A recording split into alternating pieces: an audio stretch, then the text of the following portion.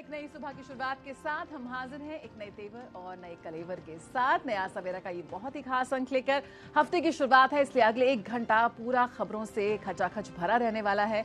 मैं हूं जया सिन्हा और मेरे साथ है भावना। सुप्रभात जया, धन्यवाद। अगले 1 घंटे में हम आपको दिखाएंगे देश और दुनिया की ताज़ा तरीन खबरें और साथ ही होगी फिल्म, साहित्य, संगीत और जीवन के संघर्षों से जुड़ी कुछ कहानियां भी। जिन प्रमुख खबरों पर आज हमारी नजर रहने वाली है वो है प्रधानमंत्री नरेंद्र मोदी का उत्तर प्रदेश दौरा, जहां प्रधानमंत्री नरेंद्र मोदी संभल में कल्की धाम मंदिर की रखेंगे आधारशिला। साथ ही उत्तर प्रदेश में 14,000 निवेश परियोजनाओं का भी करेंगे शुभारंभ। साथ ही सुप्रीम कोर्ट में आज कई अहम फैसलों पर सुनवाई होने वाली है, उसमें संदेश खाली से जुड़ा मामला है, साथ ही चंडीगढ़ के मेयर से जुड़ा मामला है और महाराष्ट्र की राजनीति में शरद पवार का जो एनसीपी गुट है उससे जुड़ा मामला है। साथ ही तमाम खबरें होने वाली हैं अगले 1 घंटे में। शुरुआत करते हैं नया सवेरा की सुबह की सुर्खियों के साथ।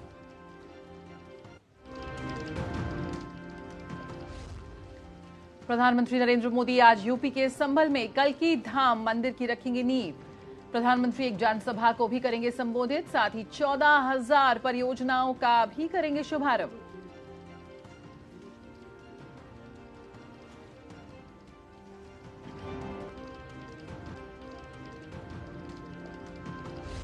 चंडीगढ़ में केंद्र और किसान प्रतिनिधियों के बीच बातचीत रही सकारात्मक। सरकार ने दाल समेत 4 फसलों पर 5 साल एमएसपी की गारंटी का दिया प्रस्ताव। वहीं किसानों ने प्रस्ताव पर सहमति के बाद फैसला लेने की कही बात।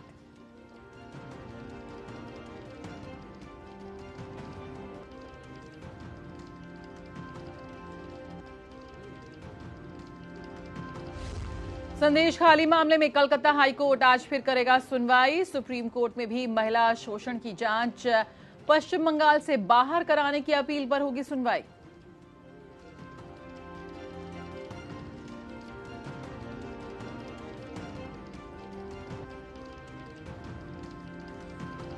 सुप्रीम कोर्ट में आज अहम मामलों पर होगी सबकी नजर। महाराष्ट्र के शरद पवार गुट की याचिका के साथ साथ चंडीगढ़ मेयर चुनाव मामले पर होगी सुनवाई।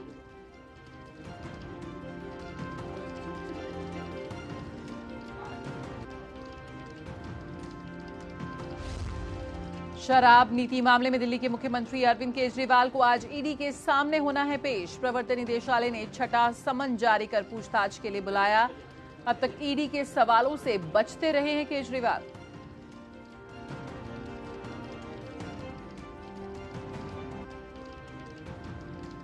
और खेल की खबरों में गुवाहाटी में खेलो इंडिया यूनिवर्सिटी गेम्स के 4थे संस्करण का आज होगा आगाज।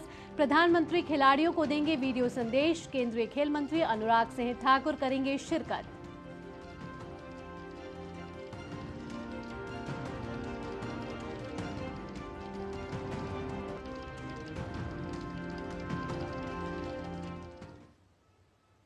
और आइए नया सवेरा में सबसे पहले देख लेते हैं देश भर से कुछ खास खबरें। सबसे पहले बात प्रधानमंत्री नरेंद्र मोदी की। जी हां, प्रधानमंत्री नरेंद्र मोदी आज उत्तर प्रदेश के दौरे पर रहेंगे। प्रधानमंत्री संभल जिले में श्री कल्की धाम मंदिर का शिलान्यास करेंगे। इस अवसर पर प्रधानमंत्री श्री कल्की धाम मंदिर का अनावरण और सभा को भी संबोधित करेंगे। इसका निर्माण श्री कल्की धाम निर्माण ट्रस्ट द्वारा किया जा रहा है, जिसके अध्यक्ष आचार्य प्रमोद कृष्णम हैं। इस कार्यक्रम में कई संत, धार्मिक नेता और अन्य गणमान्य लोग शामिल होंगे।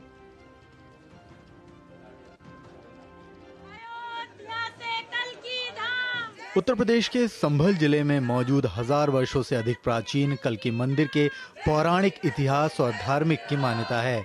इसी कल्की धाम में एक बार फिर मंदिर निर्माण का कार्य शुरू होगा। ये वही स्थान है जहां प्रधानमंत्री नरेंद्र मोदी कल्की धाम का शिलान्यास करेंगे। कल्की धाम के पीठाधीश्वर आचार्य प्रमोद कृष्णन ने बताया कि कल 10:30 बजे प्रधानमंत्री नरेंद्र मोदी यहां पर पहुंचेंगे और इसी स्थान पर जहां पर महिलाएं पूजा कर रही हैं, जहां पर शिलाएं जो है लाकर के प्रतीक के रूप में रखी गई हैं, यहीं से कल्की धाम के निर्माण की शुरुआत होगी। इससे पहले आचार्यों के समूह द्वारा विधि विधान से मंत्रोच्चार होगा। शिलान्यास कार्यक्रम के बाद प्रधानमंत्री एक जनसभा को संबोधित करेंगे। भगवान के होने वाले अवतार श्री कल्की नारायण भगवान के धाम की आधारशिला रखी जा रही है। भारत के यशस्वी प्रधानमंत्री आदरणीय श्री नरेंद्र मोदी जी स्वयं आ रहे हैं। प्रशासन ने पीएम मोदी के दौरे को केंद्रित कर तैयारियों को अंतिम रूप देना शुरू कर दिया है। यहाँ पर करीब 22,000 से लेकर 25,000 लोगों तक की व्यवस्था है, तो भीड़ की जो संभावनाएं है वो बहुत ज़्यादा है, क्योंकि माननीय प्रधानमंत्री का जब कार्यक्रम होता है तो बहुत ज़्यादा संख्या में लोग आते हैं। उसको देखते हुए भी हमने अरेंजमेंट्स किए हैं यहाँ से लेके और सारे मोबिलाइजेशन प्लेसेस तक सिक्योरिटी चाक चौबंद कर दी है। यहाँ पर जो आगंतुक आएंगे उनके सुविधा के लिए भी हम लोगों ने पर्याप्त टॉयलेट्स और पीने के पानी और उनके बैठने की व्यवस्था, उनकी सिक्योरिटी जांच सुविधाजनक रूप से हो सके, उनके वाहनों की पार्किंग व्यवस्थित रूप से हो सके, उसके लिए भी समस्त व्यवस्थाएं करवाई गई हैं। संभल के अंकरा कंबोह इलाके में स्थित कल्की धाम का नाम कल्की के नाम पर रखा गया है। कल्की को भगवान विष्णु का 10वां और अंतिम अवतार माना जाता है और मान्यता है कि कल्की कलयुग को समाप्त करने के लिए प्रकट होंगे। संभल का यह इलाका पौराणिक काल में अपनी तमाम पौराणिक विशेषताओं के कारण खासतौर पर भगवान कृष्ण के उस अंतिम प्रवास, जो कि कहीं न कहीं द्वापर की समाप्ति का समय था, उसके लिए जाना गया। उसके बाद पृथ्वीराज चौहान की एक राजधानी के रूप में जाना गया। आल्हा उदल की तमाम सारे स्मरण के यहाँ पर बिंदु मौजूद हैं, लेकिन इसके साथ ही कल्की धाम निश्चित रूप से लोगों के मन में था और यही कारण है कि प्रधानमंत्री जब इसका शिलान्यास करेंगे उसके बाद कल्की धाम मंदिर का निर्माण होगा। और इसी के साथ जो मान्यता है कि जब धरती पर पाप का बोझ बढ़ेगा तो भगवान अपने 10वें अवतार के रूप में आएंगे। विवेक के साथ आशुतोष शुक्ला, डीडी न्यूज संभल। तो प्रधानमंत्री का आज बेहद ही महत्वपूर्ण दिन रहने वाला है जया। प्रधानमंत्री आज उत्तर प्रदेश में रहेंगे, जहां संभल में श्री कल्की धाम मंदिर का वे आधारशिला रखने वाले हैं। और हमारे संवाददाता ज्यादा जानकारी के साथ हमारे साथ जुड़ चुके हैं आशुतोष, सुप्रभात। आपसे सबसे पहले जानना चाहेंगे कि बेहद ही खास दिन है, आज प्रधानमंत्री उत्तर प्रदेश आ रहे हैं और संभल का ये जो कल्की धाम मंदिर है अपने आप में विशेष है, क्योंकि भगवान विष्णु के 10वें अवतार माने जाते हैं कल्की भगवान। और भगवान के अवतार लेने से पहले ही इस मंदिर की आधारशिला रखी जा रही है। क्या अनोखा होने वाला है इस मंदिर में?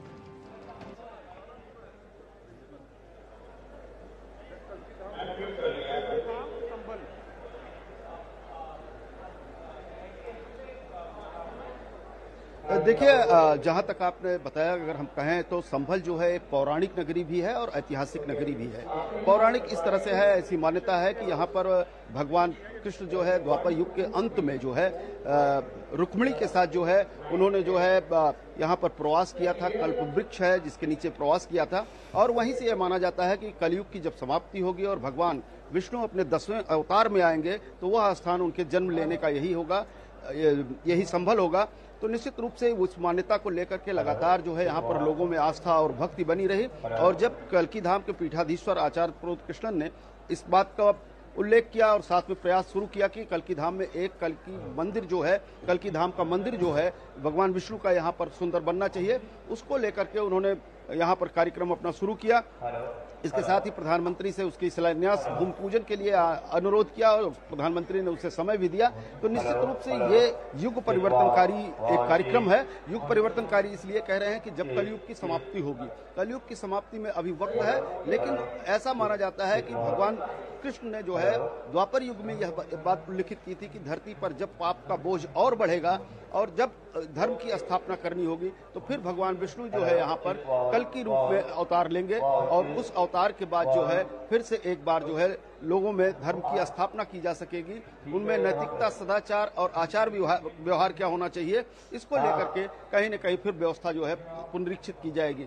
आज प्रधानमंत्री यहाँ पर लगभग 10 बजे के बाद आएंगे और उनका जो लगभग 1 घंटे का कार्यक्रम यहाँ पर है।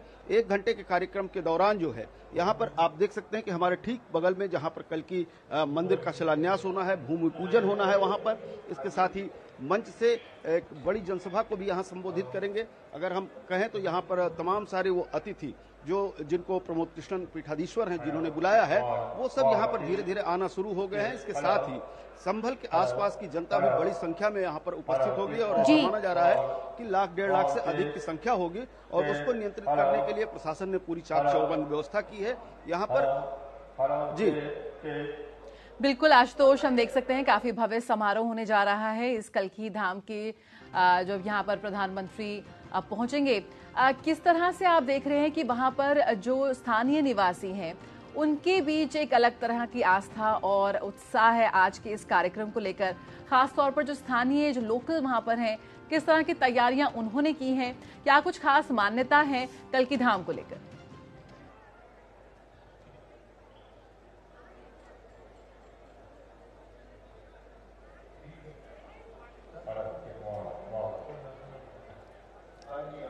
देखिए, अगर हम थोड़ी सी आपको जानकारी भौगोलिक रूप से दें तो संभल एक ऐसा इलाका है कि जो कहीं ना कहीं जो है तमाम सारे प्रचुर अपने प्राकृतिक संसाधनों के बावजूद इसका विकास उस तरीके से नहीं हो पाया था जिस तरह से होना चाहिए था, क्योंकि अब जो मुख्य मार्ग हैं उन मुख्य मार्गों से दूरी रही।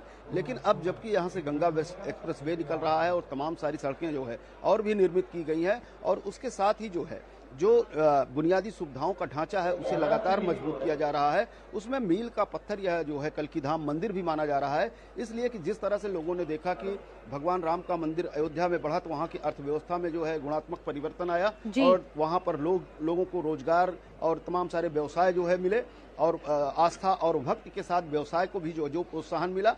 कहीं न कहीं अपेक्षा जो है कल की धाम मंदिर के निर्माण के साथ ही यहाँ पर भी लोग करते हैं कि जब यह मंदिर विस्तार से जो है, जिसका प्रारूप जो है काफी बड़ा है, वो बन करके यहाँ पर तैयार होगा तो तमाम सारा यहाँ पर धार्मिक अनुष्ठान भी होगा, पर्यटन भी बढ़ेगा और लोग यहाँ पर आएंगे तो निश्चित रूप से यहाँ की अर्थव्यवस्था पर भी उसका प्रभाव होगा और आवागमन की सुविधाएं बढ़ेंगी। तो तमाम ऐसी चीजें हैं जो तो पूरे क्षेत्र का यहाँ पर विकास होता नजर आएगा। आध्यात्म के रास्ते कैसे भारत विकास की इस राह में आगे बढ़ रहा है, उसकी एक झलक साफ यहाँ पर देखने को मिलेगी। आज जब प्रधानमंत्री मोदी श्री कल्की धाम वहां जाएंगे और वहां पर इस धाम के, इस मंदिर के शिलान्यास का, उसके मॉडल का वो शिलान्यास करेंगे। और बहुत बहुत शुक्रिया आशुतोष, फिलहाल इस जानकारी के साथ जुड़ने के लिए। आपसे हम आगे भी लगातार बातचीत करते रहेंगे। तो चलिए, नया सवेरा में वक्त हो चला एक छोटे से ब्रेक का।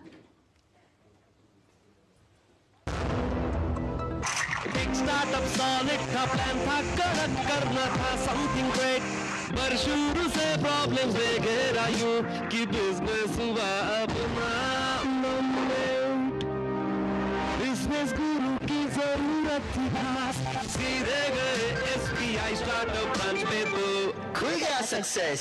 Startup advisory and support SBI startup branch पे। मैंने अपना NPS अकाउंट ऑनलाइन ओपन कर दिया था। सीरियस सेविंग स्टार्ट की after I landed my first job eight 23। अपने कॉर्पोरेट में बस अपना NPS नंबर दिया एंड इन्वेस्टिंग चालू। थोड़े ही दिन पहले मेरा जॉब बदल गया, मैं मुंबई से राजकोट आ गई, लेकिन मेरा NPS account same. I just transfer the same account to my new company. NPS किसी भी जगह से ऑपरेट हो सकता है, जहां मैं वहां मेरा NPS अकाउंट। अपने बेहतर कल को सुनिश्चित करने के लिए NPS जरूरी है। Happy birthday, my dear. अरे ये क्या? एप्सिलॉन मेरी नई स्कूटी के लिए। ओए बनो सयानी, नहीं तो पैसों पे फिर जाएगा पानी। मतलब? सुनो, ऑनलाइन लर्निंग ऐप्स को जांच परख कर RBI अधिकृत बैंक NBFC से ही आप लोन लीजिए। अनधिकृत ऐप्स या अनजान लोगों से निजी जानकारी शेयर करना यानी धोखा। दादू बन गई सियानी। गिफ्ट नहीं खोलेंगे? RBI कहता है इनसे जानकार बनिए, सतर्क रहिए। मुथूट फाइनेंस भारत का नंबर 1 सबसे भरोसेमंद financial services brand. Gold loan के लिए अभी कॉल करें 1-800-313-1212। ब्रेक के बाद आपका स्वागत है। आप देख रहे हैं नया सवेरा। बुलेटिन में बढ़ते हैं आगे। और प्रधानमंत्री यूपी ग्लोबल इन्वेस्टर्स समिट 2023 के दौरान प्राप्त निवेश प्रस्तावों के चौथे ग्राउंड ब्रेकिंग समारोह में पूरे उत्तर प्रदेश में 10 लाख करोड़ रुपए से अधिक लागत की 14,000 परियोजनाओं का शुभारंभ करेंगे। ये परियोजनाएं विनिर्माण, नवीकरणीय ऊर्जा, IT और ITS, खाद्य प्रसंस्करण, आवास और रियल एस्टेट, आतिथ्य एवं मनोरंजन और शिक्षा जैसे क्षेत्रों से संबंधित हैं। इस कार्यक्रम में लगभग 5,000 प्रतिभागी भाग लेंगे, जिनमें प्रसिद्ध उद्योगपति, शीर्ष वैश्विक व भारतीय कंपनियों के प्रतिनिधि, राजदूत व उच्चायुक्त तथा अन्य गणमान्य अतिथि शामिल होंगे।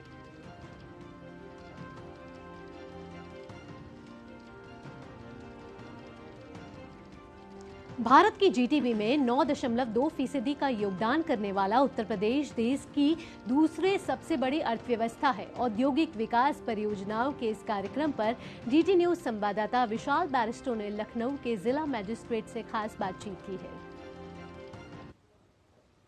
विकसित भारत, विकसित उत्तर प्रदेश। हमें लखनऊ में और यहाँ शुरू होने जा रहा है ग्राउंड ब्रेकिंग सेरेमनी 4.0, जिसका उद्घाटन करेंगे प्रधानमंत्री नरेंद्र मोदी और वो यहाँ पर सोमवार को मौजूद रहेंगे। मेरे साथ हैं लखनऊ के डिस्ट्रिक्ट मजिस्ट्रेट, आइए उनसे बात करते हैं और जानते हैं। गंगवार जी, किस तरह का ये मेगा इवेंट है और ये 4.0 है, तो जाहिर सी बात है पिछले 3 से बेहतर होना चाहिए। पिछले वर्ष माननीय मुख्यमंत्री जी के नेतृत्व में, उनके दिशा निर्देशन में हम लोगों ने ग्लोबल इन्वेस्टर समिट का आयोजन किया था और उसमें 30 लाख करोड़ से अधिक के इन्वेस्टमेंट प्रपोजल्स आए थे।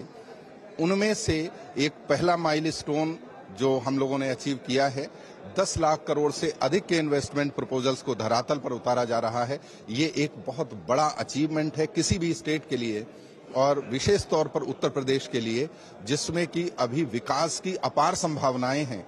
इसी को अवसर में तब्दील करते हुए हम लोगों ने अपनी पॉलिसी लेवल पर, प्रोसेस के लेवल पर बहुत सारे परिवर्तन किए, जिससे कि पूरे माहौल को इन्वेस्टर फ्रेंडली किया जा सके और उसका परिणाम है कि दुनिया भर के और पूरे देश और विदेश से बहुत सारे लोग यहाँ पर इन्वेस्ट करने के इच्छुक हैं।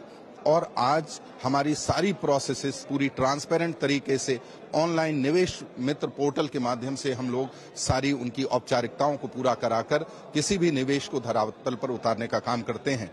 इसी कड़ी में ये पहला माइलस्टोन है जो कि कल हम लोग अचीव करने जा रहे हैं। इसमें 10 लाख करोड़ से अधिक का इन्वेस्टमेंट जो उत्तर प्रदेश में हो रहा है, ये उत्तर प्रदेश के लिए एक मील का पत्थर है। आपने 10 लाख करोड़ की बात की, इसमें कौन कौन से सेक्टर्स हैं, की सेक्टर्स जिसका आप नाम लेना चाहेंगे?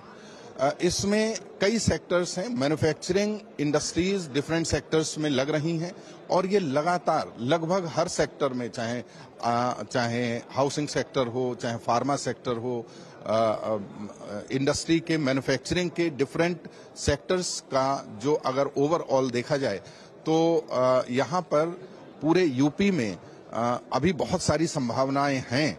गंगवार जी, कितने लोग इसमें पार्टिसिपेट करने जा रहे हैं राष्ट्रीय और अंतर्राष्ट्रीय स्तर पर? अगर हम डेलीगेट्स की बात करें, इन्वेस्टर्स की बात करें, लगभग 5000 लोगों को इनवाइट किया गया है राष्ट्रीय और अंतर्राष्ट्रीय स्तर के इन्वेस्टर्स और उद्योगपतियों के लिए और बड़ी संख्या में यहाँ पर कल उन लोगों का आगमन होगा।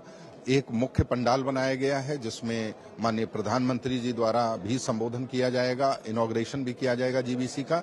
उसके अलावा भी यहाँ कॉन्क्लेव्स होंगे, कॉन्फ्रेंसेस हैं जो कि पैरेलल इवेंट के रूप में अगले 2 दिन तक चलती रहेंगी।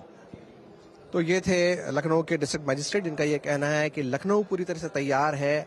10 लाख करोड़ का इन्वेस्टमेंट धरातल पर उतरेगा और इसका शुभारंभ करेंगे प्रधानमंत्री नरेंद्र मोदी। कैमरामैन एसपी दुबे के साथ मैं विशाल बेरिस्टो, टीडी न्यूज, लखनऊ। बिल्कुल, तो इन्वेस्टर समिट 4.0 उत्तर प्रदेश कैसे अर्थव्यवस्था की तर्ज पर किस तरह से एक अग्रणी राज्य बनता जा रहा है, उसकी एक झलक यहाँ पे दिखेगी ग्लोबल इन्वेस्टर समिट में। विकास सिंह लखनऊ से इस वक्त हमारे साथ जुड़ रहे हैं। विकास, किस तरह से जो लाखों करोड़ों का निवेश आ रहा है उसे धरातल पर उतारने की कोशिश है? क्या कुछ हाईलाइट्स रहने वाली हैं इस ग्लोबल इन्वेस्टर समिट की? किस तरह से और ज्यादा निवेशकों को आकर्षित करता नजर आएगा उत्तर प्रदेश? जी बिल्कुल, उत्तर प्रदेश के लिए आज बहुत ही बड़ा दिन है।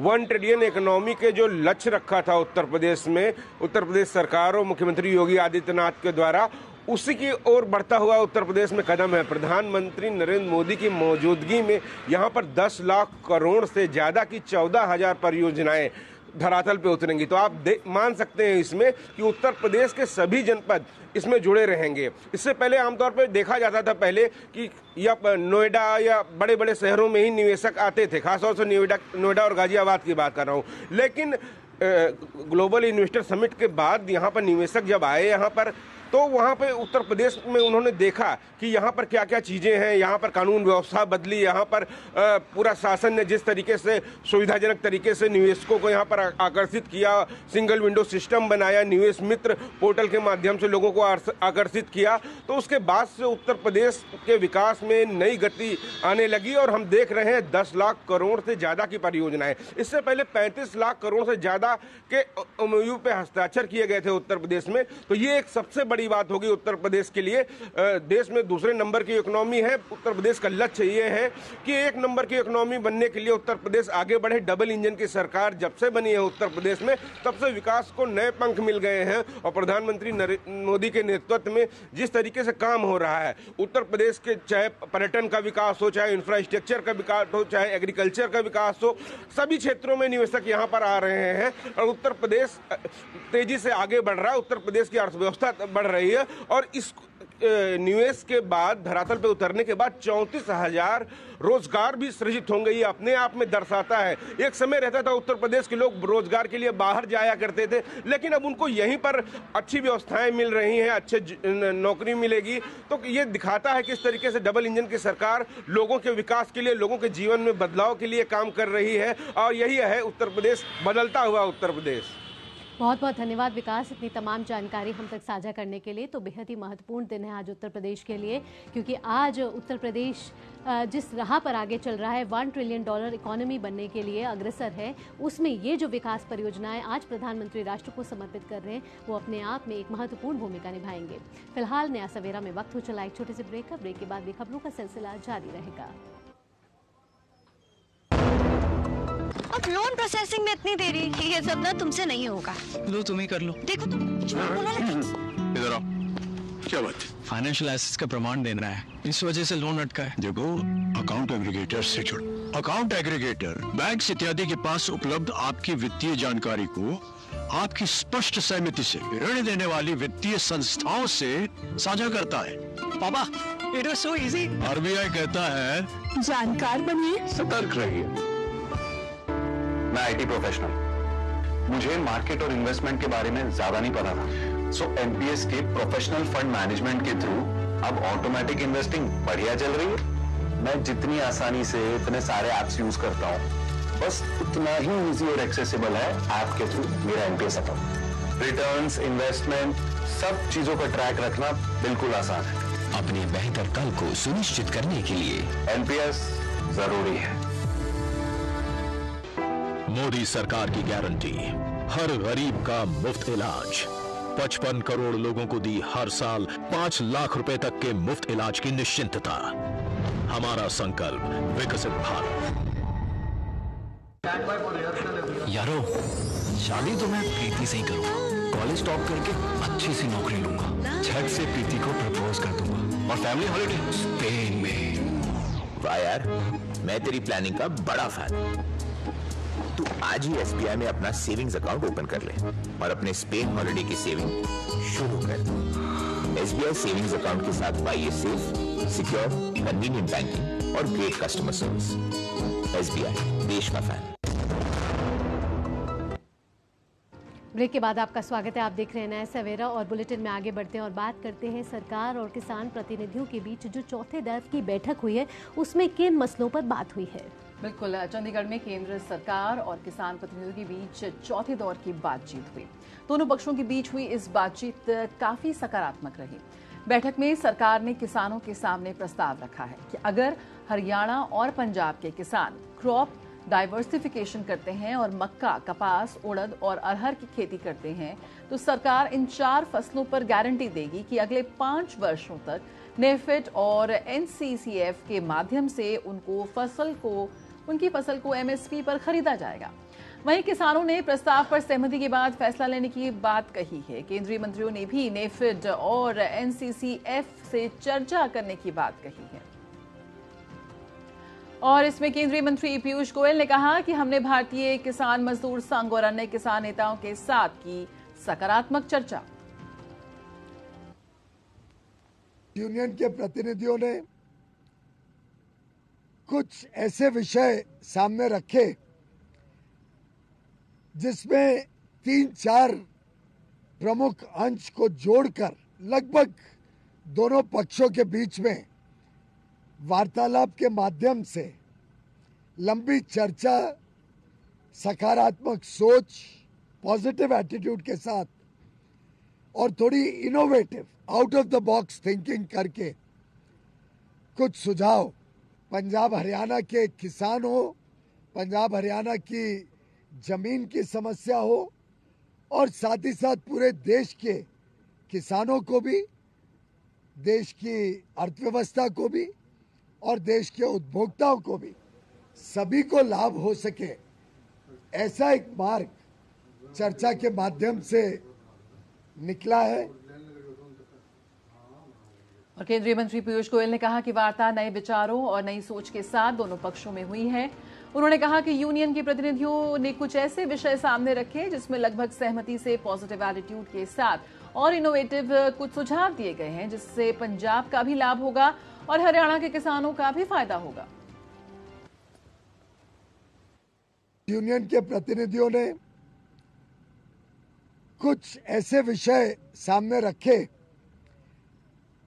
जिसमें 3-4 प्रमुख अंश को जोड़कर लगभग दोनों पक्षों के बीच में वार्तालाप के माध्यम से लंबी चर्चा, सकारात्मक सोच, पॉजिटिव एटीट्यूड के साथ और थोड़ी innovative, out of the box thinking करके कुछ सुझाव पंजाब हरियाणा के किसान हो, पंजाब हरियाणा की जमीन की समस्या हो और साथ ही साथ पूरे देश के किसानों को भी, देश की अर्थव्यवस्था को भी और देश के उपभोक्ताओं को भी, सभी को लाभ हो सके, ऐसा एक मार्ग चर्चा के माध्यम से निकला है। अगली खबर पश्चिम बंगाल के संदेश खाली से जुड़ी हुई, जहां महिलाओं के शोषण के मामले पर आज सुप्रीम कोर्ट सुनवाई करेगा। वकील अलख श्रीवास्तव ने पीआईएल दाखिल कर मांग की है कि जांच और मुकदमा राज्य के बाहर ट्रांसफर हो।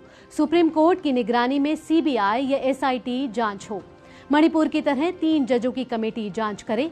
पीड़ितों को मुआवजा और लापरवाही के दोषी पुलिसकर्मियों पर कार्रवाई की मांग भी की गई है। तो संदेश खाली मामले पर सुप्रीम कोर्ट में सुनवाई। विकास सारथी इस वक्त हमारे साथ और जानकारी के साथ जुड़ेंगे। विकास, सबसे पहले यही जानना चाहेंगे कि जो मामला इस वक्त सुप्रीम कोर्ट पहुंचा है, ये सबसे पहले तो ट्रांसफर हो, कोलकाता से बाहर हो ये पूरा मामला, पूरी जांच, और क्या कुछ इसके प्रमुख पहलू हैं जिस पर आज सुप्रीम कोर्ट सुनवाई करने जा रहा है? बिल्कुल जया, जहां तक याचिका में मांग की बात करें तो सबसे पहले ये कहा गया है कि इसको लेकर, जैसा मणिपुर में सुप्रीम कोर्ट ने एक एसआईटी गठित की थी, बिल्कुल इसी तरह से यहाँ पर एक एसआईटी गठित हो, हाईकोर्ट के रिटायर्ड जजेस की निगरानी में समिति काम करे। दूसरी महत्वपूर्ण बात यहाँ पर ये कही गई है कि वहां पर जो माहौल है वो ट्रायल के लिए कॉन्ड्यूसिव नहीं है। वहां पर बहुत ज्यादा दबाव है, प्रशासन कहीं कहीं पर प्रशासन के ऊपर दबाव है, और ये भी कहा गया कि कहीं कहीं प्रशासन खुद पार्टी कैडर के रूप में काम कर रहा है। तो यहाँ पर फेयर ट्रायल संभव नहीं है, इसीलिए इस ट्रायल को बाहर किया जाए, राज्य से ट्रांसफर, ये सारी मांगे यहाँ पर की गई हैं पीआईएल के जरिए। जय, लेकिन इसमें एक और महत्वपूर्ण बात यह है कि आज हाईकोर्ट में भी इस तरह की एक सुनवाई होनी है, कलकत्ता हाईकोर्ट में, और वहां पर अगर इस मामले पर सुनवाई पहले हो जाती है तो सुप्रीम कोर्ट में क्या फिर उसके बाद एक्शन होगा, क्या कार्रवाई होगी, ये देखना होगा।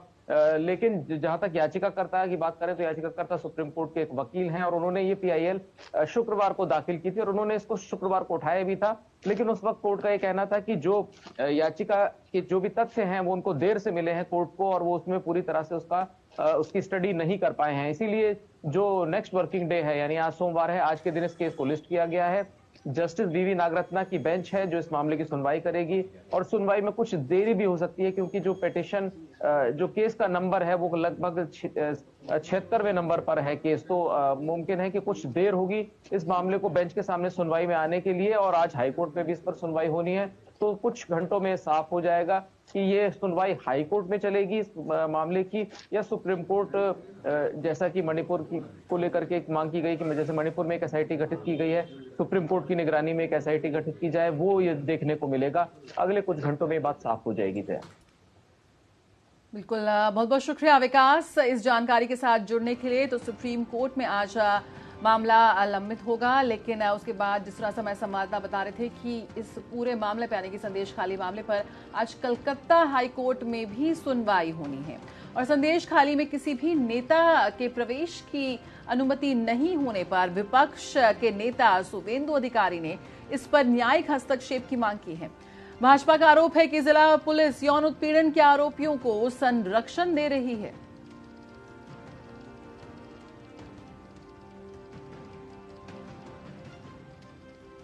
तो संदेश खाली मामले पर कलकत्ता हाईकोर्ट में भी आज सुनवाई होनी है, उसी के साथ साथ सुप्रीम कोर्ट में भी आज सुनवाई है। चलिए आगे बढ़ते हैं। पश्चिम बंगाल के संदेश खाली में महिलाओं के साथ यौन उत्पीड़न के मामले पर राष्ट्रीय महिला आयोग की अध्यक्ष रेखा शर्मा आज संदेश खाली का दौरा करेंगी। रेखा शर्मा ने कहा है कि वे पीड़ित महिलाओं के साथ भी मुलाकात करेंगी। जैसे आपको पता है कि संदेश खली में बहुत डिस्टर्बिंग न्यूज आ रही है। मैं जा रही हूँ, मेरी बात हो चुकी है विक्टिम से और मैं चाहती हूँ कि उनको पूरा जस्टिस मिले। पीजी से मिलूंगी और वहाँ पे लोकल पुलिस से भी मिलकर बहुत ज्यादा ज्यादती हुई है महिलाओं पर और गली गली में जाकर मैं बात करना चाहती हूँ सभी महिलाओं से। फिर गवर्नर से मिलूंगी, आकर मैं चाहूंगी कि मैं राष्ट्रपति जी से भी मिलूं और ज्ञापन दूं उनको। और इस बीच संदेश खाली हिंसा मामले में महिलाओं का टीएमसी नेता के खिलाफ विरोध प्रदर्शन जारी है। महिलाओं ने टीएमसी नेता पर यौन उत्पीड़न धमकाने का आरोप लगाया है। महिलाओं ने एक बैनर उठा रखा था जिस पर एक कार्टून के जरिए उन्होंने अपने दर्द को दर्शाया था।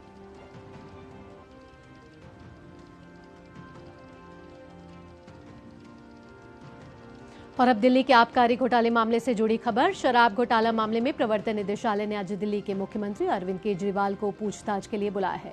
ये ईडी की तरफ से केजरीवाल को छठा समन है। अरविंद केजरीवाल अब तक ईडी के किसी समन पर पेश नहीं हुए हैं। ईडी ने बार बार समन पर पेश नहीं होने पर केजरीवाल के खिलाफ राउज एवेन्यू कोर्ट में शिकायत भी दर्ज कराई थी, जिसमें 16 फरवरी को वीडियो कॉन्फ्रेंसिंग के जरिए अरविंद केजरीवाल शामिल हुए थे। राउज एवेन्यू कोर्ट 16 मार्च को अगली सुनवाई करेगा।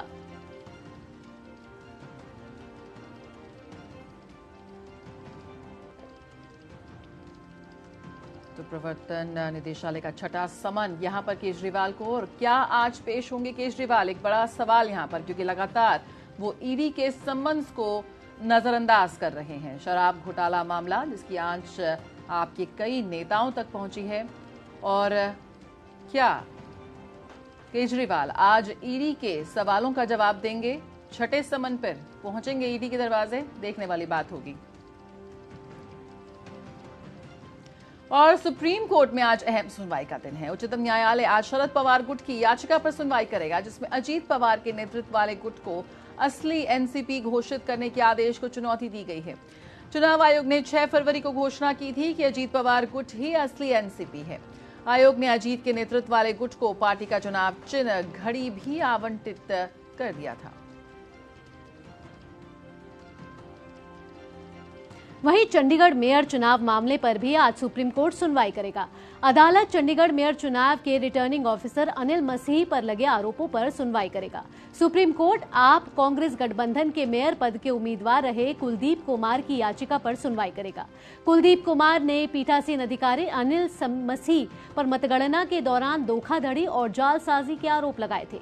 चंडीगढ़ मेयर चुनाव में निर्वाचन अधिकारी की तरफ से धांधली के आरोप पर सुप्रीम कोर्ट ने 5 फरवरी को सख्ती दिखाई थी और चुनाव का वीडियो देखने के बाद सीजेआई ने कहा था कि अधिकारी मतपत्र कैसे खराब कर सकते हैं, उस पर मुकदमा चलना चाहिए। सुप्रीम कोर्ट ने कहा था कि जरूरत लगी तो फिर चुनाव करवाए जाएंगे।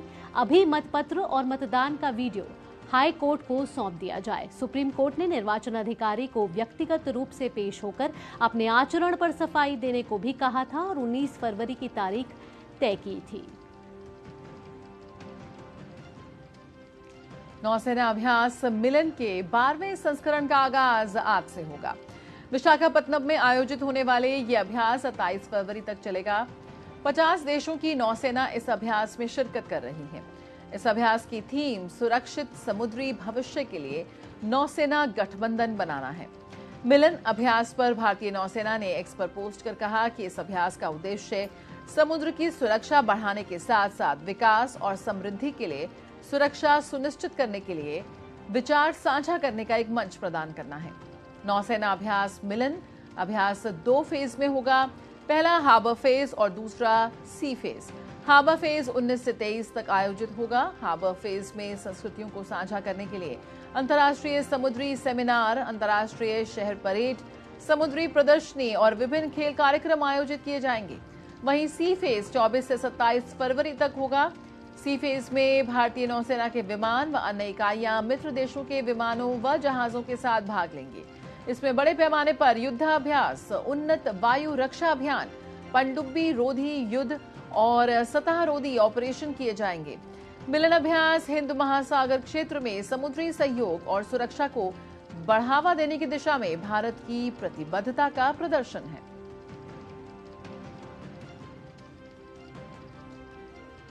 नया सवेरा में वक्त हो चला एक छोटे से ब्रेक का। ब्रेक के बाद भी खबरों का सिलसिला जारी रहेगा।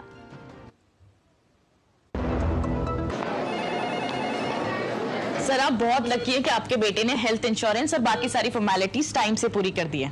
अब आप घर जा सकते हैं। मेरा बेटा? तो फिर आप? पॉलिसी बाजार। क्लेम के टाइम पे हमेशा आपकी हेल्प को तैयार। पॉलिसी बाजार, 1 करोड़ का हेल्थ इंश्योरेंस सिर्फ 390 रुपए महीने से शुरू। मोदी सरकार की गारंटी, सभी को मिल रही है सस्ती एवं अच्छी दवाएं, वो भी कम से कम 75% कम कीमतों पर। और अब देश भर में 25,000 जन औषधि केंद्रों के अभियान के तहत रोजगार के अवसर की भी गारंटी। केंद्र संचालकों को 5 लाख से 7 लाख रुपए तक की वित्तीय सहायता का भी प्रावधान। जन औषधि केंद्र खोलने के लिए ऑनलाइन आवेदन www.janaushadhi.gov.in पर आमंत्रित हैं।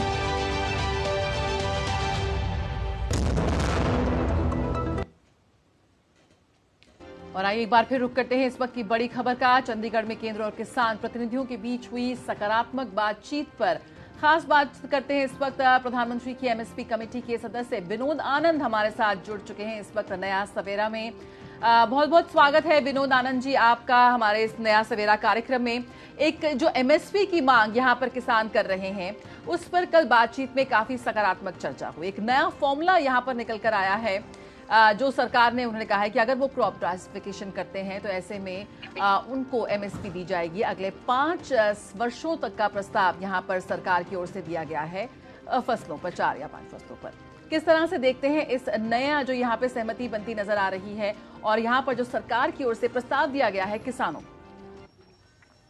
बिल्कुल, ये काफी अच्छा है और खास करके पंजाब जो मरुस्थल बनने वाला था, जिस तरीके से वह कंप्लीट डार्क जोन में है, फ्री बिजली वहां दी जाती है और जमीन से पानी निकाल कर पैडी की खेती वहां खूब होती है। और ये डाइवर्सिफाई करने में हमारे जो मल्टी स्टेट कोऑपरेटिव बने हैं, 3 अभी नए बने हैं और पहले से जो नाफेड है, एनसीसीएफ है, तो उनके तरफ से यह प्रस्ताव है कि आप जितना भी दाल उत्पादन करें या जितना भी आप डाइवर्सिफाई करके वैसी फसलें जो वहां पे उगाई जा सकती है पीओयू के नॉर्म्स के तहत, उन सारी फसलों की खरीदारी सरकार करने को तैयार है। और ये हमारी कमेटी में माननीय संजय अग्रवाल जी की अध्यक्षता में ये रिकमेंडेशंस, इस पे सारा हम लोगों ने थ्रेडबेयर कैसे किया जाए उसकी चर्चा करके वो फाइनलाइज पहले ही कर चुके हैं। इसके वजह से 3 फायदे होंगे। सबसे पहला फायदा तो ये होगा कि पंजाब मान साहब जो मुख्यमंत्री जी हैं वहां पे आम आदमी पार्टी के, तो सबसे पहले जो फिजिकली इनडिसिप्लिन स्टेट है, जो उनका राजकोषीय घाटा बढ़ रहा है फ्री बिजली देने की वजह से, और फ्री उसका कुछ समाधान निकलेगा। दूसरा, फ्री बिजली मिलने की वजह से वहां के किसान अंधाधुंध जल का प्रयोग करते हैं, जमीन से पानी निकालते हैं, प्रयोग करते हैं, क्योंकि नहरों का जो नेटवर्क है वो पूरे पंजाब में है नहीं। खास करके जो अमृतसर और जो तरन तारण जो पैडी का जो बेल्ट है वहां, तो वहां डाइवर्सिफाई करना बहुत जरूरी है। पूरा पंजाब डार्क जोन में है और आने वाले 20-25 वर्षों में वहां ऐसी त्रासदी होगी जैसी कहीं और जैसलमेर ना बन जाए। इससे बाहर निकालने के लिए ये सरकार ने बहुत अच्छा पहल लिया है और मुझे लगता है कि पंजाब के लोग काफी समझदार हैं। सदियों से वो समझदारी दिखाते आए हैं, वो इस पे जरूर मानेंगे और ये चर्चा एक स्वस्थ रास्ते जा रही है। इसका समाधान निकलेगा अगर वो दिल से निकालना चाहेंगे, राजनीति से परे। जी, साथ ही आपसे पूछना चाहेंगे, जिस तरीके से नफेड और एनसीसीएफ के जरिए अब डायरेक्ट खरीद हो पाएगी, किसानों को तो इससे फायदा होगा ही होगा, साथ ही अर्थव्यवस्था भी कहीं ना कहीं मजबूत होगी। बिल्कुल, खास करके जो ई समृद्धि पोर्टल नाफेड का जारी किया गया है, शुरू हुआ है, उसमें तो पूरी ट्रांसपेरेंसी है। तो जो हमारी कमेटी में एक ये कहा गया है मिनिमम सपोर्ट प्राइस के लिए कि वो कैसे ट्रांसपेरेंट और इफेक्टिव हो। मैं आपके माध्यम से सुबह सुबह अपने गुड मॉर्निंग के मैसेज में सारे देश को ये भी बताना चाहूंगा कि सिर्फ 28% वैसी कमोडिटीज हैं या जो शेड्यूल्ड कमोडिटीज है जिसके ऊपर एमएसपी का रिजीम है। बाकी के 72% जो है उनके ऊपर एमएसपी का कोई रिजीम नहीं है। तो जैसे देख लें, जैसे मलेरकोटला में सब्जी की बड़ी मंडी है, या फिर जो पंजाब में सब्जियों का उत्पादन होता है जिसमें पानी का खूब दबा के प्रयोग करते हैं, जिसकी खरीदारी का माध्यम बाजार में ही है, तब सरकार उसको खरीदारी नहीं करती है। तो एक तो वो फायदा होगा जो उसमें एक अलग से उस पर बातचीत होगी। और नाफेड खास करके, नाफेड तो भी इसी वृद्धि पोर्टल से सबको रजिस्टर्ड कर रही है, पूरा ट्रांसपेरेंट है, कोई भी गांव का किसान कहीं से भी अपने आप को रजिस्टर्ड कर सकता है और उसको एश्योरेंस मिलेगी कि वो जो भी उत्पादन करे उसका 100% खरीदारी होगी। जहां तक FAQ के नॉर्म्स हैं वो उसमें पालन किए जाएंगे और उनको एग्रोनॉमिक सपोर्ट भी मिलेगा और उनकी क्रॉप प्लानिंग भी होगी कि उनको किस तरह की बीज उस पर लगानी चाहिए जिसका एक जैसा उत्पादन हो। तो जो एक यूनिफॉर्मिटी होनी चाहिए, और हम जो दाल इंपोर्ट कर रहे हैं तो उस पे भी हमें एक अच्छा समाधान मिलेगा। तो पंजाब के हमारे जो किसान, जो हरित क्रांति इस देश के जनक कहे जाते हैं, उन्होंने खूब मेहनत की है खेत में और इस देश को एक इंडिपेंडेंट कराया है। तो उनसे फिर से मैं आपके माध्यम से उन्हें आगाज करता हूँ, उनको आमंत्रित करता हूँ और उनको निवेदन करता हूँ कि इस प्रस्ताव को स्वीकार के और एक बार फिर से एक दाल की क्रांति और ऑयल सीड की क्रांति लेके आए और पूरे विश्व को दिखा दे कि पंजाब क्या था, क्या है और क्या पंजाब कर सकता है इस देश के लिए। बिल्कुल। तो अगले 5 साल तक का यहाँ पे प्रस्ताव दिया है सरकार ने। अभी किसानों ने कहा है कि वो इस पर चर्चा करेंगे और फिर सहमति उनकी बनती है, इस पर बताएंगे। वो सभी फसलों पर MSP की मांग कर रहे हैं, गारंटी की मांग कर रहे हैं। किस तरह से आप देखते हैं कि यहाँ पर एक बहुत ही अच्छा प्रस्ताव सरकार की ओर से दिया गया है और इस गतिरोध, इस आंदोलन को टूटना बहुत जरूरी है, क्योंकि ये हमारे अन्नदाता हैं। सरकार लगातार कह रही है कि हम हर बात पे बातचीत करने के लिए तैयार हैं। और क्या लगता है आपको कि एक नई क्रांति भी होगी, क्योंकि जो क्रॉप डाइवर्सिफिकेशन की बात हो रही है, बहुत जरूरी है कि किसान आज की नई उन्नति के साथ, प्रगति के साथ कदम ताल करता चले और यहाँ पर सरकार की ओर से उसे ये ज्ञान भी दिया जा रहा है, विज्ञान भी दिया जा रहा है। जया जी, सरदार तख्त में, गोल्डन टेम्पल में जो प्रसाद खाते हैं हम लोग, प्रसाद पाते हैं, लाखों लोग वहां भोजन करते हैं। आपको ये जान के आश्चर्य होगा कि वहां पे जो दालें और सारी चीजें खरीदी जाती है वो पंजाब से नहीं खरीदी जाती, वो दिल्ली में मंडी जो सदर बाजार में वहां से खरीदी जाती है। ये मार्केटिंग का पैटर्न है। अगर किसान सीधे सीधे सरदार तख्त में बेचना चाहे, हम लोगों ने एक माकोवाल में हमारा एक फार्मर्स प्रोड्यूसर कंपनी है जिसके बलविंदर सिंह उसके मुखिया हैं, तो उन्होंने बेचने की काफी कोशिश कर ली। वहां के जिला सरकार भी अमृतसर के कोशिश कर ली, वो हो नहीं पाया। तो देखिए, इसमें ऐसा है कि जो समस्या है वो दूसरी है, समस्या वहां बाजार की है और समस्या वो कार्टेल है। मैं बार बार कार्टेल के ऊपर कह रहा हूं जी। तो एक मुख्य रूप से बात यह है जी, जो हमारे NCCF और नाफेड की तरफ से खरीदारी होगी उसमें पूरी ट्रांसपेरेंसी है, वो सब कुछ ऑनलाइन है और इस वजह से इसके कई समाधान निकलेंगे। और वो राजनीतिक समाधान जो शीश महल में रहने वाले लोग एक फिर से पंजाब की तरफ आंख उठा के देख रहे हैं, उनको भी करारा जवाब मिलेगा। खास करके जो हमारे आम आदमी पार्टी के जो इस देश की व्यवस्था को नहीं मानते, उनको पंजाब के किसान पूरा सिखाएंगे कि कैसे राजनीति होती है और किस प्रकार से पंजाब है क्या। पंजाब ने नानक नानकी जी ने जो शुरू किया था वो संगत में रहना और पंगत में खाना था, ना कि इस प्रकार से ये बख्तरबंद गाड़ियों के द्वारा जो जिस प्रकार से वो अभी वर्तमान में आप देख रहे हैं, आप संघर्ष देख रहे हैं, तो वो पंजाब नहीं है। तो पंजाब का एक बड़ा अच्छा समाधान कल रात में निकला है। इस और रात के 2 बजे तक अच्छी बहुत स्वस्थ चर्चा हुई है।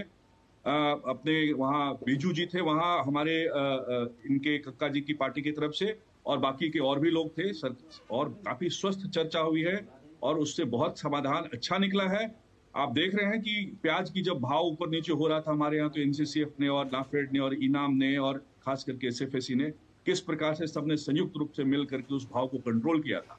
तो मार्केट फोर्सेस से लड़ने के लिए भी सरकार के जो सहकारिता के इंस्टीट्यूशंस हैं वो है भी बाजार में, और इसलिए काफी स्वस्थ होगा, काफी अच्छा होगा, देश आगे बढ़ेगा और हमारी रूरल इकोनॉमी काफी आगे जाएगी। हम $5 ट्रिलियन की इकोनॉमी जो बना रहे हैं उसमें कृषि का जो भाग होगा वो 25 से 30% होगा और सहकारिता से भी जो इकोनॉमी होगी वो भी बढ़ेगी, वो भी 30% होगी, लगभग 30 से 40% होगी आने वाले 5 समय में, और पंजाब का इसमें बड़ा योगदान होगा। तो मुझे लगता है हमारे पंजाब के जो किसान हैं, खास करके पंडेर जी, और शिव कुमार शर्मा जी, तो सभी लोग इस बात पे सहमत होंगे और एक अच्छा रास्ता निकलेगा, ना कि आपस में गठजोड़ करके इस देश को तोड़ करके और कुछ ऐसी बात करें, ऐसा तो होगा नहीं।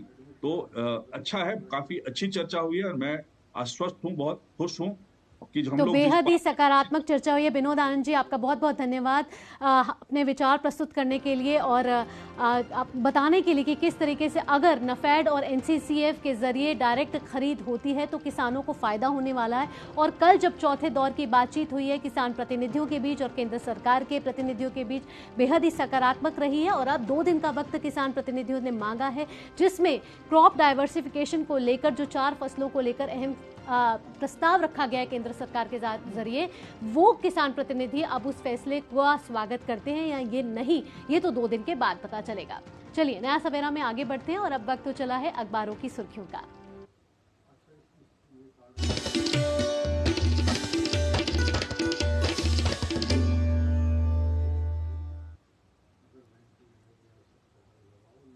और संध्या इस वक्त हमारे साथ जुड़ चुकी हैं दिल्ली से प्रकाशित समाचार पत्रों की अहम खबरें लेकर। गुड मॉर्निंग संध्या, क्या है खास आज? गुड मॉर्निंग जया, आपको बता दें कि हमारे सपने भी विराट होंगे और संकल्प भी। जी हाँ, प्रधानमंत्री नरेंद्र मोदी ने कल भारतीय जनता पार्टी के 2 दिनी राष्ट्रीय अधिवेशन के समापन समारोह में जब संबोधन दिया तो इस दौरान उन्होंने राष्ट्रीय कार्यकर्ताओं को और तमाम पार्टी के कार्यकर्ताओं के लिए एक रेखा खींचने का काम किया और उन्होंने बताया कि अब भारत को जब विकसित बनाना है तो उसके लिए किस तरह से काम करना होगा। इस खबर को आज सभी अखबारों ने प्रमुखता के साथ लिया है। इसके अलावा केंद्र ने 4 फसलों पर दी 5 साल के लिए एमएसपी की गारंटी, किसानों ने मांगा समय। इस खबर को भी आज सभी अखबारों ने प्रमुखता के साथ लिया है। आपको बता दें कि जिस तरह से किसान संगठनों की मांग है उसको लेकर के प्रदर्शन भी हो रहा है और दूसरी तरफ केंद्र सरकार लगातार बात मानने के लिए, बात करने के लिए तैयार है। तो इस खबर को भी आज प्रमुखता के साथ अखबारों में लिया गया है। इसके अलावा आपको बता दें कि कश्मीर की वादियां वंदे भारत ट्रेन के स्वागत के लिए तैयार है। जी हाँ, 20 फरवरी को संभवतः प्रधानमंत्री नरेंद्र मोदी इस रेल प्रोजेक्ट, रेल खंड का वीडियो कॉन्फ्रेंसिंग के माध्यम से जुड़ करके शुभारंभ करेंगे। इस खबर को आज अखबार ने प्रमुखता के साथ लिया। इसके अलावा आपको बता दें कि एयरलाइंस को निर्देश दिए गए हैं कि लैंडिंग के 30 मिनट के अंदर यात्रियों को मिले चेक इन लगेज। इस खबर को भी आज प्रमुखता के साथ सभी अखबारों में लिया गया है। इसके अलावा चलते चलते आपको बता दें कि इंटरनेट की दुनिया के साथ ही युवा हो या बाकी अन्य पाठक हो, उनका जो रुझान है वो पुस्तकों से भी हटा नहीं है। इंटरनेट के साथ साथ पुस्तकों के साथ भी वो समन्वय बना करके चल रहे हैं। ये देखने को मिला विश्व पुस्तक मेले में और कल इस पुस्तक मेले का अंतिम दिन था, जहां पर बताया गया कि अध्यात्म, धर्म, फैशन डिज़ाइन की जो किताबें हैं और उपन्यास हैं वो ज़्यादातर लोगों के द्वारा खरीदी गई। हाथों हाथ तमाम स्टॉल के माध्यम से इनकी बिक्री हुई। तो आज के अखबारों में अलग अलग क्षेत्रों से जुड़ी हुई ये है अहम और प्रमुख खबरें। तो संध्या, अखबारों में जो प्रमुख खबरें आज प्रकाशित हुई हैं उनको हमारे दर्शकों तक पहुंचाने के लिए आपका बहुत बहुत धन्यवाद। और आइए अब देखते हैं दुनिया भर की कुछ खास खबरें।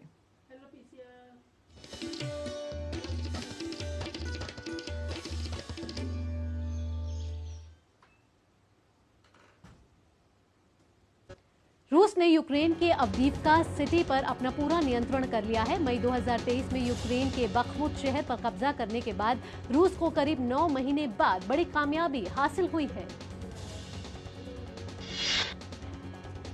अवदीवका पर जीत हासिल होने पर रूसी राष्ट्रपति पुतिन ने अपने सैनिकों को इसकी बधाई दी। अवदीवका पर रूस के पूर्ण नियंत्रण को उन्होंने बड़ी जीत बताया। यूक्रेन के प्रमुख पूर्वी शहर अवदीवका से सैनिकों की वापसी के बाद अमेरिका के राष्ट्रपति जो बाइडेन ने यूक्रेन के राष्ट्रपति वोलोडिमिर ज़ेलेंस्की से बात की है। ज़ेलेंस्की ने कहा है जो बाइडेन ने यूक्रेन को जल्द ही नई सैन्य सहायता का भी वायदा किया है। अमेरिका ने हूती विद्रोहियों पर की कार्रवाई। लाल सागर में बढ़ते तनाव के बीच अमेरिका ने यमन में हूती नियंत्रित क्षेत्रों पर किए 5 हमले। वहीं हूती समूह की ओर से अमेरिकी कार्रवाई पर अभी तक कोई टिप्पणी नहीं आई है।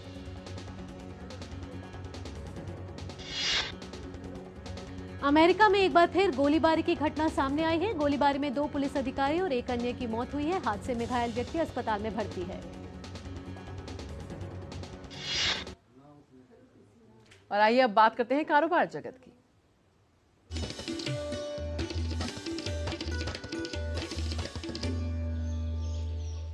भारत के G20 शेरपा अमिताभ कांत ने कहा है कि देश ने अगले 3 दशक में 9 से 10% की वृद्धि के साथ वर्ष 2047 तक $35 ट्रिलियन और वर्ष 2030 तक $10 ट्रिलियन की अर्थव्यवस्था का लक्ष्य तय किया है। मुंबई में इंडिया टेक वीक के उद्घाटन सत्र में उन्होंने कहा कि युवा उद्यमियों को कृत्रिम बुद्धिमत्ता, लॉजिस्टिक्स, स्वास्थ्य और शिक्षा पर ध्यान देना चाहिए। कार्यक्रम को संबोधित करते हुए उन्होंने कहा कि अभी हम दुनिया की 5वीं सबसे बड़ी अर्थव्यवस्था हैं और 2027 तक हम जापान और जर्मनी को पीछे छोड़कर दुनिया की 3री सबसे बड़ी अर्थव्यवस्था बन जाएंगे। इसका लक्ष्य है कि 2047 में जब हम स्वतंत्रता की 100वीं वर्षगांठ मना रहे हों तब हमारी आर्थिकी $35 ट्रिलियन हो। अगर ऐसा होता है तो उस समय भारत दुनिया की 2री सबसे बड़ी अर्थव्यवस्था बन जाएगा।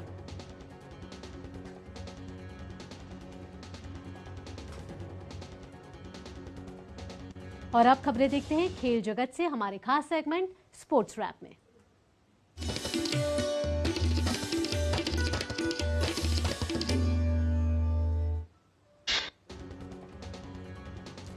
खेलो इंडिया यूनिवर्सिटी गेम्स 2023 का उद्घाटन आज गुवाहाटी के सरू सजाई स्पोर्ट्स कॉम्प्लेक्स में होगा। उद्घाटन समारोह में प्रधानमंत्री खिलाड़ियों को वीडियो संदेश देंगे। वहीं केंद्रीय खेल मंत्री अनुराग सिंह ठाकुर और असम के मुख्यमंत्री उद्घाटन समारोह में शिरकत करेंगे। भारत और इंग्लैंड के बीच राजकोट में खेले गए तीसरे टेस्ट को भारत ने 434 रन से अपने नाम कर लिया है। ये रनों के अंतर के हिसाब से भारत की सबसे बड़ी जीत रही।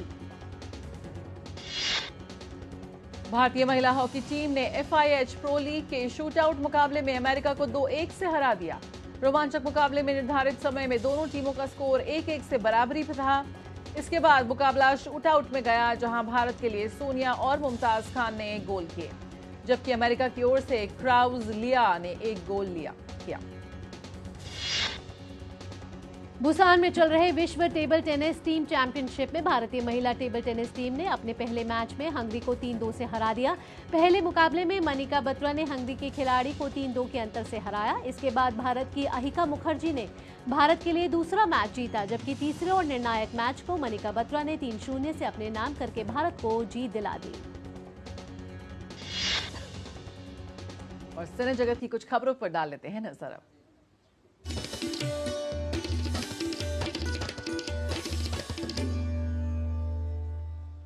दुनिया भर के 4 सबसे बड़े पुरस्कारों में शुमार बाफ्टा अवार्ड्स का आगाज हो गया है। इस बार भारत के लिए भी बाफ्टा खास रहा, क्योंकि विजेताओं को पुरस्कार देने वालों में अभिनेत्री दीपिका पादुकोण भी शामिल हैं। वह बतौर प्रेजेंटर बनकर शामिल हुई और film not in the English language श्रेणी में पुरस्कार प्रदान किया। मनोरंजक अंदाज के लिए मशहूर डेविड टेनेंट ने पुरस्कार समारोह की मेजबानी की। बाफ्टा अवार्ड्स में ओपनहाइमर ने सबसे ज्यादा 7 पुरस्कार अपने नाम किए हैं। फिल्म के लिए सर्वश्रेष्ठ सहायक अभिनेता का खिताब रॉबर्ट डाउनी को मिला है। सर्वश्रेष्ठ अभिनेता का खिताब किलियन मर्फी, तो क्रिस्टोफर नोलन ने सर्वश्रेष्ठ निर्देशक के लिए पुरस्कार जीता है। आउटस्टैंडिंग ब्रिटिश फिल्म और सर्वश्रेष्ठ गैर अंग्रेजी फिल्म का खिताब द जोन ऑफ इंटरेस्ट को मिला है। Best short film jellyfish and lobster, तो the boy and the hero best animated film बनी है। और आइए नया सवेरा में अब बात कर लेते हैं मौसम की।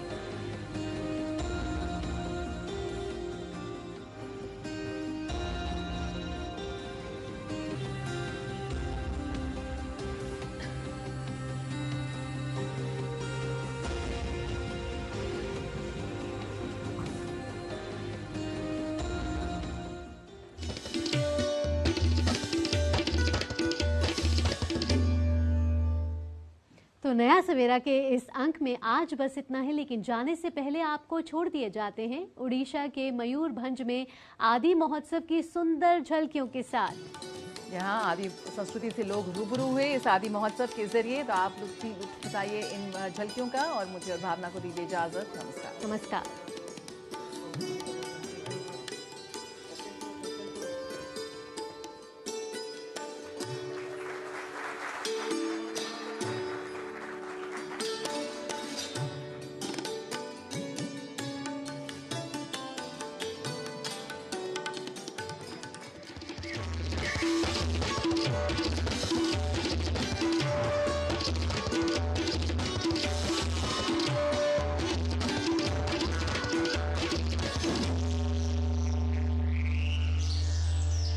नया सवेरा के प्रायोजक थे वंडर सीमेंट इस्तेमाल कीजिए।